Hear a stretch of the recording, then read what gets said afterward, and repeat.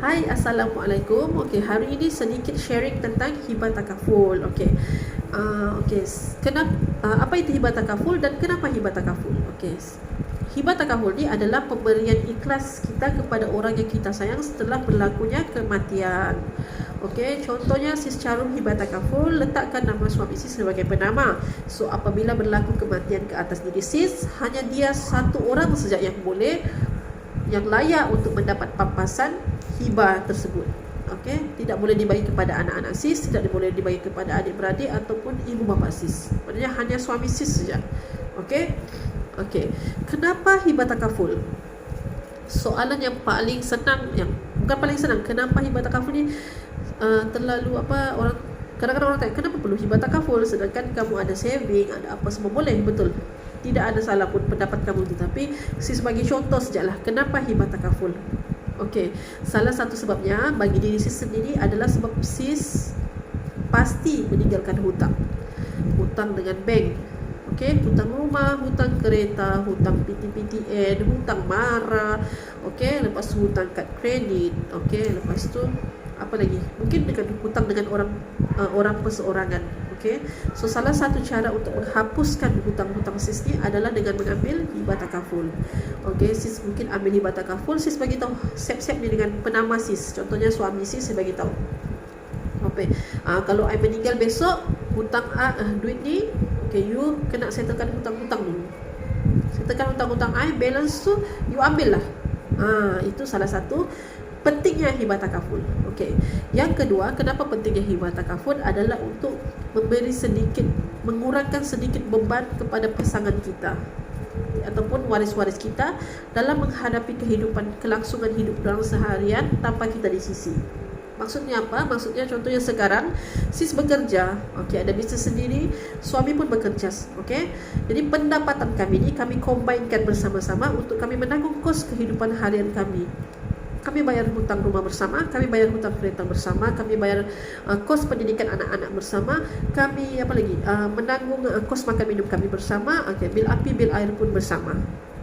Okey, bila berlakunya kematian, contohnya sis meninggal, okey, semua tu terus akan automatik lari kepada suami. Dia satu orang saja yang kena settlekan. Okey, mungkin anak-anak sis masih kecil lagi, belum boleh bekerja. So hanya dia satu orang saja yang kena settlekan. Mungkin sebelum ni pendapatan kami 30, 40 ribu boleh settlekan semua, boleh menampungkan semua kos kehidupan kami. Tapi mungkin setelah kehilangan sis, mungkin pendapatannya 20 ribu saja.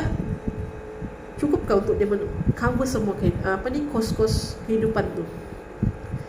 Jadi kalau tak cukup, macam mana dia mau cari lagi selebihnya? So cover di situlah pentingnya hibah takaful. Sedikit pampasan yang kita bagi dengan dia, sedikit hasil tabungan kita bulan-bulan tu kita boleh bayarkan dekat waris kita untuk meningkatkan sedikit bebannya. Okey.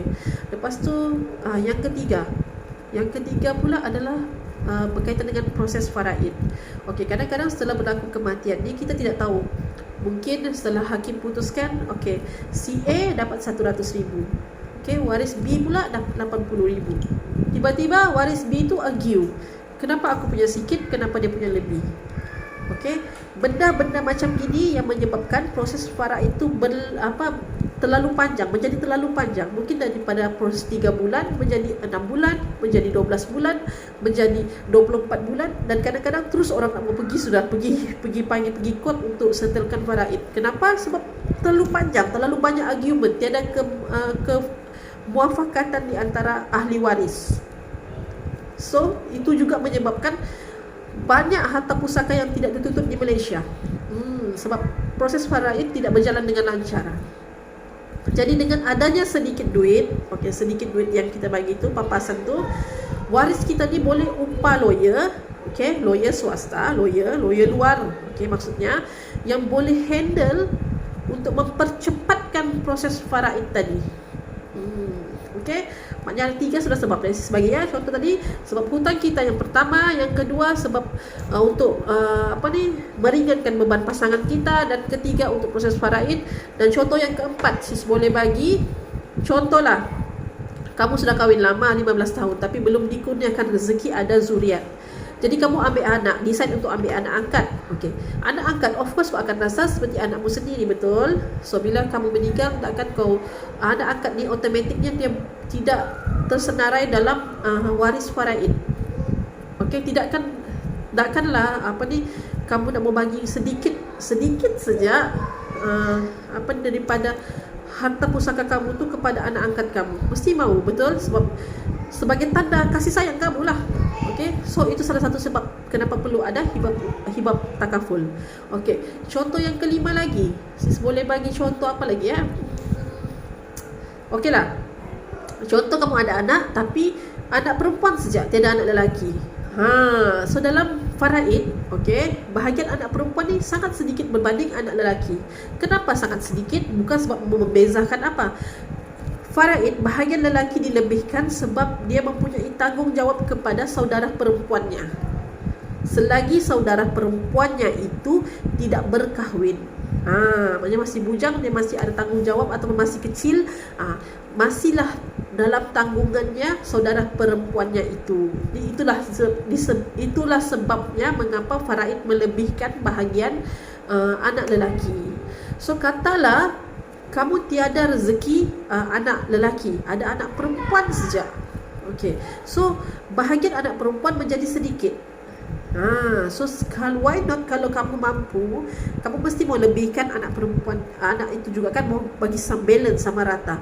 So ambil hibah takaful untuk bagi terus kepada anak perempuan itu. Begitulah sedikit sebanyak sharing sis tentang hibah takaful. So contoh tadi ada 5 sudah sis bagi ya.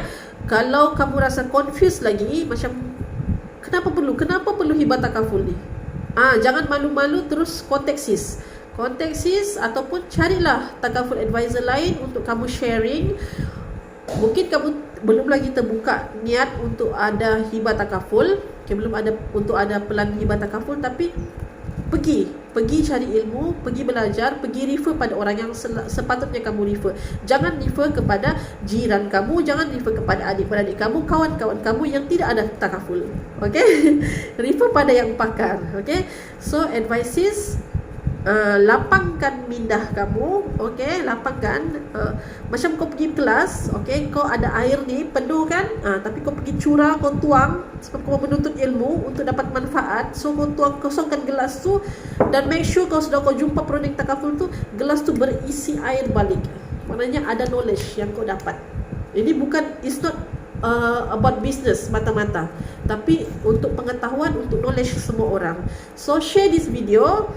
Stay tune, nanti sis akan share lagi video yang lain tentang hibah takaful, tentang medical card, tentang pewarisan harta pusaka. Okay, share this video sekiranya bermanfaat, dan sis harap dapat menjawab sedikit pertanyaan dan keraguan kita tentang hibah takaful. Okay, jumpa lagi on the next video. Doakan sis untuk sentiasa positif, untuk sentiasa dapat memberi manfaat kepada orang sekeliling. Okay, bye.